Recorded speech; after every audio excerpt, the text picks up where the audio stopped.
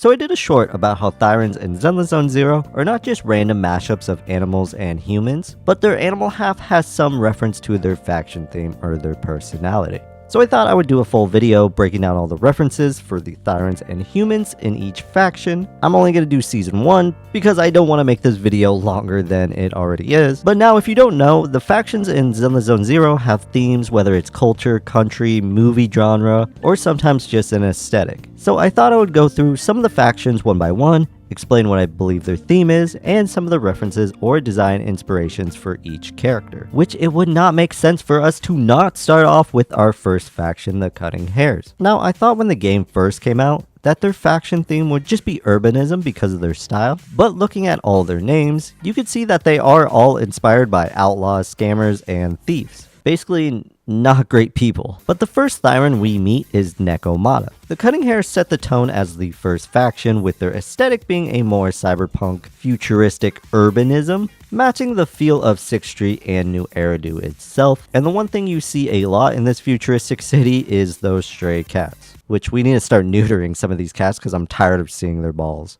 Not only does Nekomata fit the theme by being a cat, but a stray cat at that, with her losing her family in the Red Fang gang, but finding again in the Cunning Hares. There is also a term called a cat burglar, basically describing burglars who are quiet and stealthy like a cat, fitting her faction theme of outlaws and scammers. Her name Nekomata also is a reference to the Japanese folklore of Nekomata yokais, which are spirits that take the form of a cat with 2 tails. So if you ever wonder why Nekomata has 2 tails instead of 1, that is why. You see a lot of cat-like behaviors in her personality, with her being combative and standoffish at first, but is actually really affectionate towards the people she is close to and respects. My favorite moment of hers is in the Soldier Zero story. Most of the time she is very competitive with Ambi, but is actually seen as distraught when Ambi goes missing, and you see that she actually really cares for Ambi. Now, if she would just stop showing up in my 50/50. Billy Kid's name is a reference to Billy the Kid, whose real name is Henry McCarty, an outlaw in the Old West in the 1800s. Now, the real Billy the Kid was like a real outlaw. I'm talking robbing, killing, but he seemed like he was a good shot, like our Billy, because he was linked to 9 murders, which I'm imagining them like the shootouts in the movies, but I don't think that's how it actually went down. But if you're wondering why he has an old Western American name and references to those in his design, you have to remember that he was originally in the Sons of Calydon, the faction that takes some old Western inspiration. So it was really hidden in plain sight, the blend between thief and Western American. It makes me interested to see if he gets an S rank, what it would look like. I was so excited in the beginning because I thought there would be like gun characters, but then they didn't add gun characters. So I need his S rank, please. The last name Damara of the Found Sisters, Nicole and Ambi, is a reference to Fernand Waldo Damara, who was known for impersonating a bunch of people. As a teen, he deserted the military, kind of like our super soldier Ambi. Then he changed his identity to join a Trappist monastery, joined the Navy, faked his suicide and deserted, changed his identity and faked being a psychology teacher. He was accused of forging documents, so he left, joined a few other monasteries, then went to teach at a college, accused of forging documents again, so he left again, captured by the FBI, was acquitted with a surgeon, then he stole that surgeon's identity, joined the Navy during the Korean War. He then proceeded to speedrun a surgeon textbook and perform surgery on 16 injured soldiers, and they actually survived.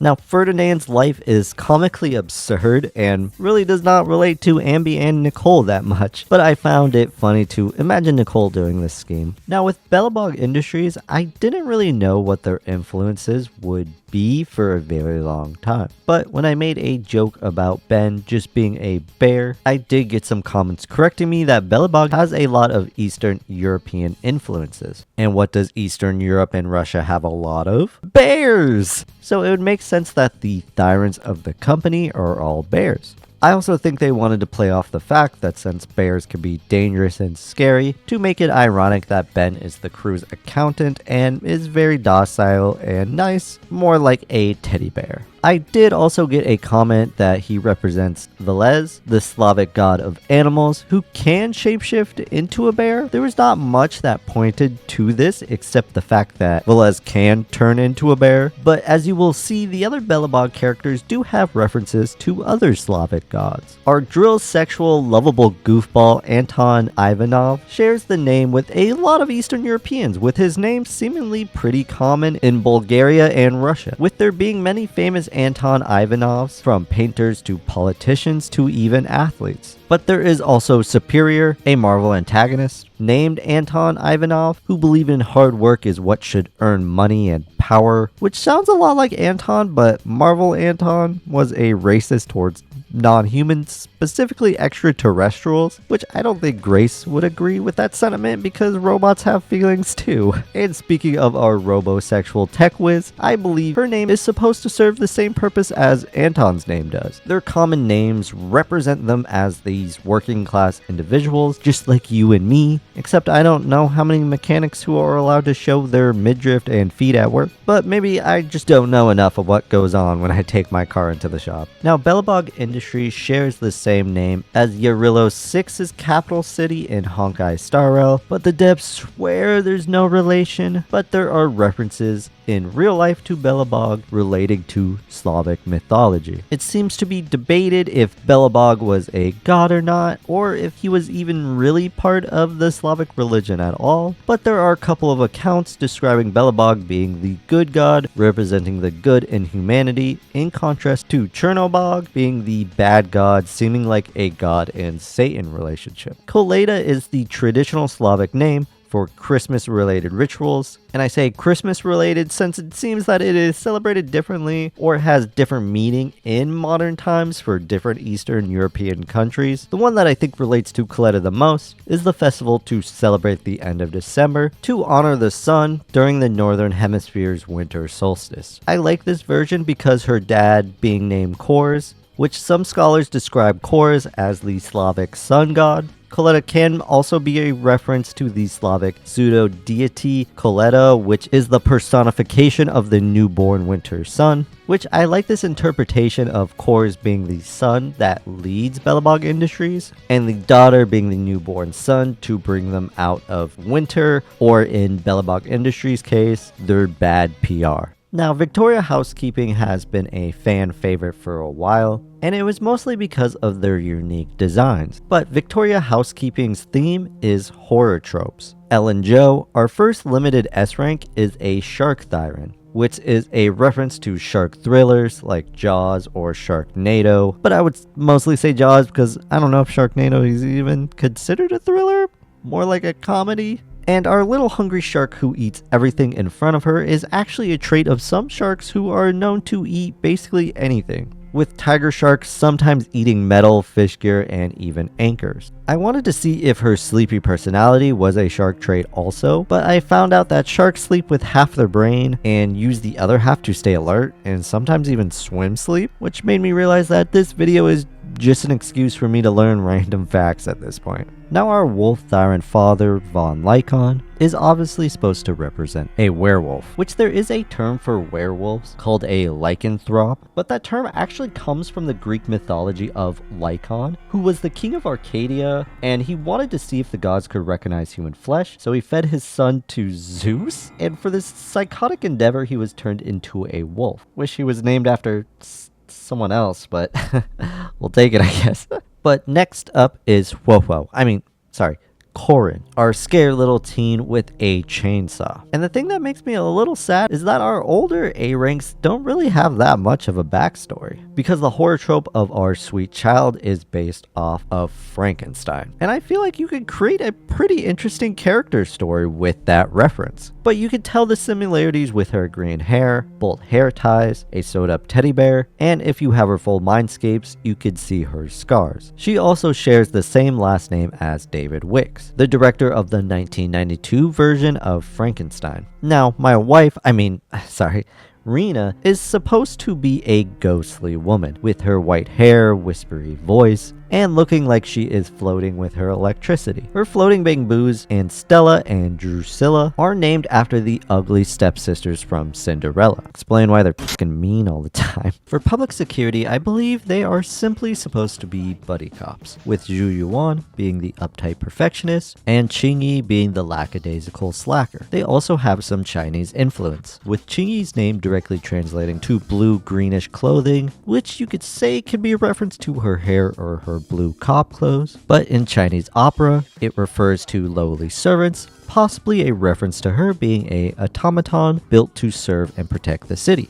But Qingyi is actually not her original name. Her actual name is 01 Neogenesis 6, but was written wrong by an overworked researcher, which could be a reference to Neon Genesis Evangelion, with her being a robot and all. Now for Juyuan, I really got nothing. She got a mom, she got a dad, which me and a lot of the other Zenless Zone Zero agents can't relate to. She got a stable job, 401k, nothing really to note. But Seth Lowell and Jane Doe, I believe, are the more interesting characters in PubSec, with their relationship being similar to Tom and Jerry, which in Jane's special episode, Seth, the cat, tries to trap Jane, the mouse, but instead Seth is the one who gets trapped.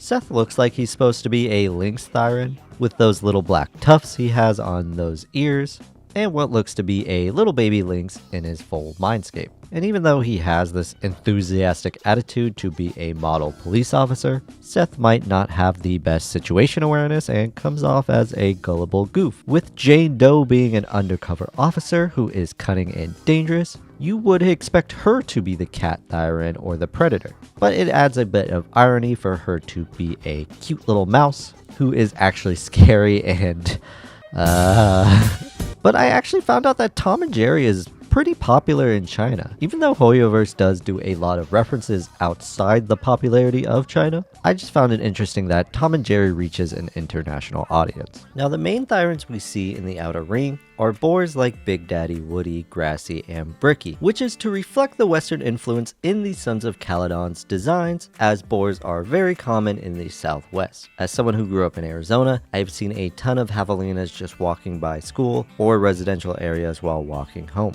But even though their designs have heavy Western influence, with them being bikers and all, their names actually have a lot of Greek and Roman influence. Calydon in Greek mythology refers to the ancient city famous for the legendary Calydonian boar hunts? Wait. Now, Caesar is a name commonly given to emperors of the Roman Empire, and was derived from Julius Caesar, probably one of the most famous Roman politicians in history. Now, if you took English class in most American schools, you would know he was famously betrayed by his fellow statesmen, and he was assassinated. A phrase that was also coined by Julius Caesar was Veni, Vidi, Vici, which translates to I came, I saw, I conquered, which is a reference for the Sons of Calydon's tagline, I came, I saw, I crashed. Because, get it? Because they ride bikes. God, I love Zenless Zone Zero. The former overlord Pompey is also a reference to the real Pompey, who was a Roman statesman who worked with Caesar and also was his son-in-law. Then he turned against him, leading to a civil war, with them leading their own factions against each other, and Caesar ultimately winning. This loss caused Pompey to flee to Egypt, and then his own advisors assassinated him, with one of them being his general Lucius Septimius, which Zenless Zone Zero's Pompey was also betrayed by a member of his gang named Lucius, which is kind of ironic of how tight the Sons of Calydon's are, with their inspiration of the Roman Empire is all about betrayal. Now, Bernice is a play on the common Greek name Bernice, which was a name of a lot of historical figures, but made to represent her desire to burn everything by adding burn at the beginning. And white being a reference to white hot, another reference to her desire to burn everything. Lucy's full name is Luciana Axius Theodoro de Montefiore, which is a lot of names with different origins, and I think the devs just picked some that sounded fancy to make a long, elegant sounding name to show her rich background. The two with Greek origins are Axius and Theodoro, and Luciana and Montefiore having Italian origins, with Luciana meaning light, Axius meaning growth, Theodoro meaning gift of God, and Montefiore meaning flower mountain, which I think could all be interpreted as showing her nobility and high status. Grassy, Woody, and Bricky are also references to the three little pigs who make their houses out of straw, sticks, and bricks, and are the victims of domestic abuse by Lucy, who beats them daily. Piper wheel drive car. So Lyra had the last name of Lorenz in previous versions of his character, but seems that it was scrapped in the final product, which Lorenz is a German name derived from the Roman surname Laurentius, which means from Laurentum, which was an ancient Roman city. His W engine is also called Blazing Laurel, which refers to the Greek and Roman tradition of placing laurel wreaths on heroes, athletes, and poets, symbolizing victory and honor, which makes sense as he is crowned the Sons of Calydon's Red Scarf and Champion for his incredible fighting abilities, and for his undefeated record in his time at the underground fighting ring. Since Pulchra was not originally supposed to be a playable character at first, and seems was added later, I don't think she's going to be too in-depth with her design or name, but Pulchra is the Latin word for pretty, and Feline is a play on feline because she is a cat.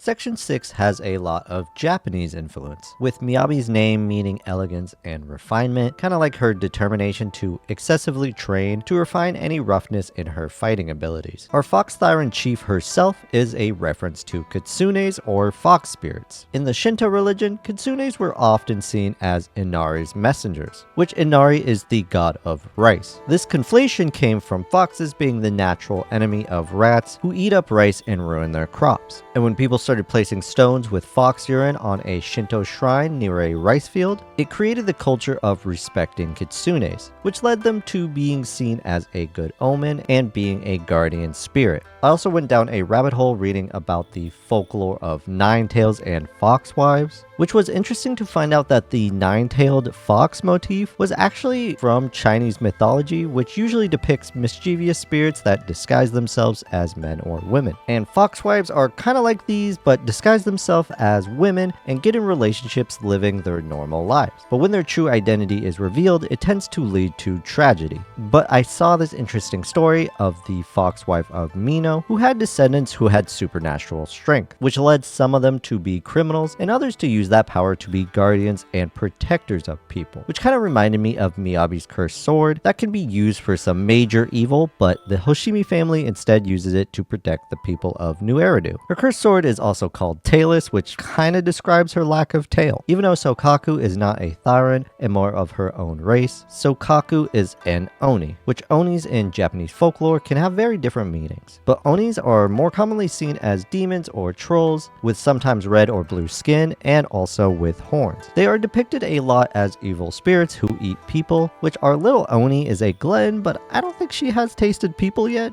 But let's not give her the idea. But there are some modern depictions of Onis being good, with some parades having men lead dressed as Oni to scare away evil spirits. So Kaku also translates to blue horns, which is a little on the nose, but the Chinese character Win is written on her mask, which if you did not know, she was actually a Win character in one of the early betas, before Zenless scrapped that element completely. Her adopted mom, Tsukashiro Yanagi, has a lot of references to the moon, with her surname Tsukashiro meaning moon castle, and her two stances, Jogen meaning the first quarter of the moon and Kagen meaning the last quarter of the moon. Her banner was called Moonlit Serenity, and her TV scheduled was also called Moonlight Traces. She also uses a naginata, which is a pole-like weapon with a sword-like edge that was famously used by female warriors belonging to the Japanese nobility. Her glasses are not just to complete the Japanese office lady look though, but is actually needed for her nearsightedness, which is a symptom of her Oni blood transfusion, which is another thing that I'm a little mad at Hoyo for not really explaining. What do you mean we had a race war with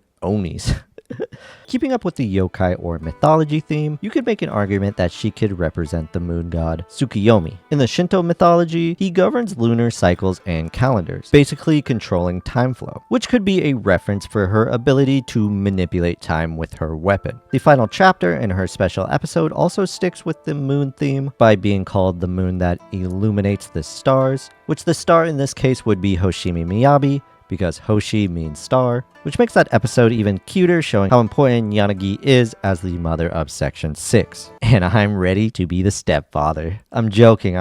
I'll stop lusting over the older women in this game, but no one said I can't lust over my boy Harumasa. But Harumasa could be a reference to Okita Sojiro, or his original name, Fujiwara no Harumasa. He was a Japanese samurai and the best swordsman of the Shinsengumi, a secret police in the late Shogun period, kinda like Section 6. Soji died at an early age of 26 of lung disease, which could be a reference for Harumasa's poor health. His surname Asaba translates to shallow wings, which could be a reference to his immense talent that leads him to rise above, but his illness making him fragile. When referring to someone's health being shallow, it's used a lot when referring to someone taking short breaths that are not able to fill up their lungs all the way. For someone who has a more silly and non-serious personality, everything about him is depressing and anxiety-inducing. But if we want to keep up with the theme of yokai, I've seen some people equate him to a Kama Itachi, or a sickle weasel. They are yokais who have sickle-like claws that slash people, delivering sharp and painless wounds, which is a lot like Harumasa's fighting style with his quick dashes and his sickle-like swords, and the weasel part could be how he tries to weasel himself out of work. Obol Squad has a lot of references to Greek mythology, specifically though the underworld, as Obol is a reference to an ancient Greek coin, and in Greek mythology is also the fee that is paid to Haron, the ferryman of the underworld. The fee was supposed to be placed in the mouth of the deceased upon burial, and if it was not, the dead were left to wander the banks of the river for eternity. Haron also shows up quite a lot in relations to Trigger, as it is her current codename and the former codename of her captain when she was in Lyra Squad, which Haron was not physically blind like Trigger, but was known as having great eyesight while operating in the darkness of the underworld, which her original codename is Phlegethon, which is a reference to one of the 5 rivers of the Greek underworld. The other members of Lyra Squad, Acheron, Kokoctus, Lethe, and Stax are the names of the other 4. Her chain attack Stygian Guide is also a reference to Haron, which Stygian refers to the river of Styx, the river Haron guides the souls across of. Her exclusive channel Sights of Asphodel and her name card, the Bloom of Asphodels, are both references to the Asphodel Meadows, a section of the Greek underworld covered in asphodels where most of the souls would go to. Her basic attack, Harmonizing Shot Tartarus, is a reference to Tartarus, which was a deep abyss below the underworld, where in later mythology became a place of damnation for those who sinned, similar to hell. Which, you could say her life is literally hell.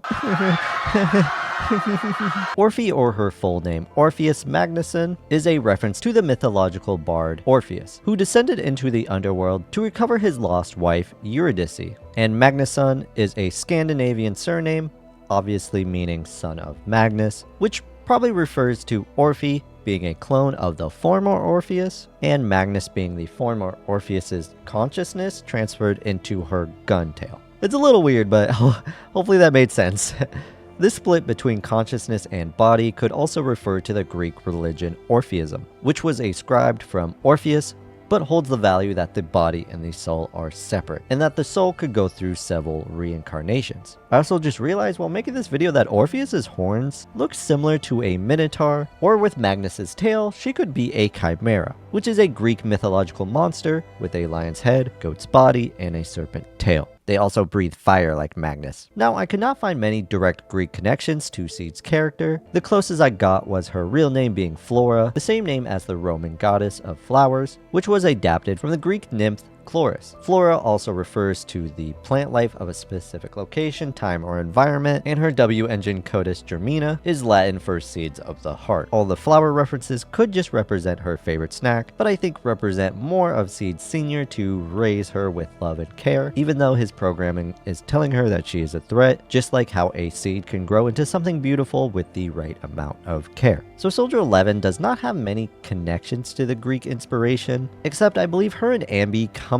from Silver Squad is a reference to the coin Obol, which were also called Silver Obols, as they were silver.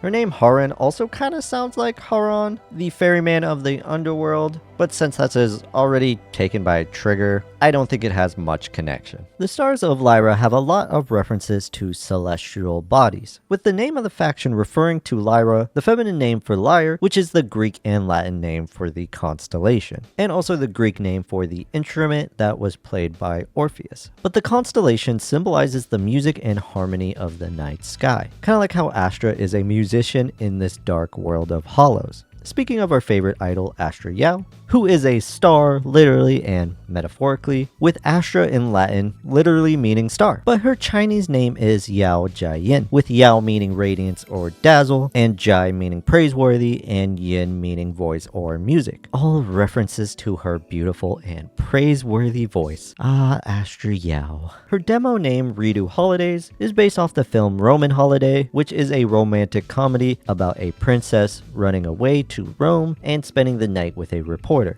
Like how our princess constantly runs away with boring events with the wealthy elites. Her bodyguard, Evelyn Chavalet, is her knight, as in literally and metaphorically also, with her surname Chavalet having French origins meaning knight. She also has a lot of references to her favorite fictional moth, which is mentioned in her trust event, which she describes the silk cocoons they make having a cool moonlight glow. Her ult and arcade name is also called Luna Lux, a play on Lula Lux, with Luna in Latin meaning moon and Lux meaning light, while Seraphilum having Seri meaning silk and Philum meaning thread, which the moonlight is most likely a reference to Astra being the star that brings Evelyn light, and silk thread referring to her weapon, which is a rope with a knife on the end. The moth is also nocturnal, which could be a reference to her undercover work she does in the shadows, also could be a reference to her moon motifs. Our Robin Hood gang of misfits are inspired by supernatural mythological creatures, with Vivian Banshee being inspired by a banshee, which is a female spirit in Irish and other Celtic folklore that will foretell the death of a family member by screaming. But for Vivian, she will cry when she sees the incoming death of the person she's looking at. She will scream and wail though when she sees Lord Phaethon. But it was interesting to find out that her mindscapes are all references to real life poems. And if you did not know already, this pale motherfucker is a reference to a vampire, with his surname Vlad being a reference to Vlad Dracula, or better known as Vlad the Impaler. He was a prince of Wallachia in Romania during the 1400s. His connection to vampires did not start until Bram Stoker's book Dracula, which was inspired by Vlad for his reputation of cruelty, which one rumor suggests that he would dip his bread in the blood of his enemies, and other atrocities that I do not want to talk about because it would probably get this video taken down. I don't remember a homosexual relationship with a werewolf in this story though, but maybe I just haven't read the source material. But his first name Hugo could be a reference to Victor Hugo, the French author of the plays The Hunchback of Notre Dame and Les Miserables, which would explain his overdramatic and theatrical personality. But both stories explore the relationship of marginalized characters in classist societies ruled by monarchs and wealthy elites. They also explore extremism in judicial systems and how commoners are treated unfairly when it comes to punishment. As Victor Hugo himself was against absolutism and forms of monarchical governments that had a central body of power ruled by a few religious leaders and social elites with little to no checks and balances. He was very much against the death penalty and slavery, which seems to inspire Hugo Vlad's desire to bring justice to New Eridu's corrupt elites, and also him facing shames for crimes he did not commit. This could also explain the faction's name of Mockingbird, and one of the stories that come to my mind that uses a mockingbird as a motif is To Kill a Mockingbird by Harper Lee, which follows a public defender defending a black man falsely accused of committing an awful crime. The mockingbird in this story is supposed to symbolize innocence. And that is all I got for you today.